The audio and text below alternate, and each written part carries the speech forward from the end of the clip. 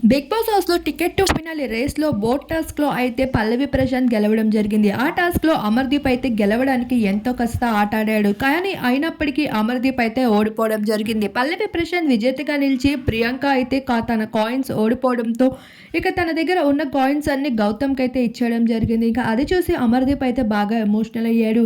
ఇక అప్పుడు కూడా పల్లవి ప్రశాంత్ అమర్ దగ్గరికి వెళ్లి, "అన్న నువ్వు చాలా బాగా ఆడావు. ఇంకా 2, 3 టాస్క్‌లు ఉన్నాయి కదా! నువ్వు ఆడితే అందులో గెలుస్తావన్నా" అంటూ ఎంతో బాగా ధైర్యం చెప్పాడు. అయితే ప్రశాంత్ ముందు రోజు వరకు అమర్‌దీప్ నామినేట్ చేసినందుకు ఏడుస్తూ, "అన్న అమర్‌దీప్‌కి ఎంతో సహాయం చేశానన్న.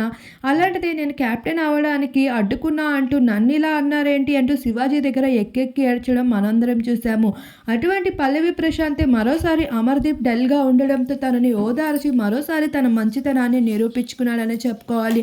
ఏది ఏమైనా అమర్‌దీప్ చేసిన ప్రవర్తనకి, పల్లవి ప్రశాంత్ ఉంటున్న తీరుకి నెటిజన్స్ అయితే పూర్తిగా ఫిదా అయిపోతున్నారు ప్రశాంత్‌పై.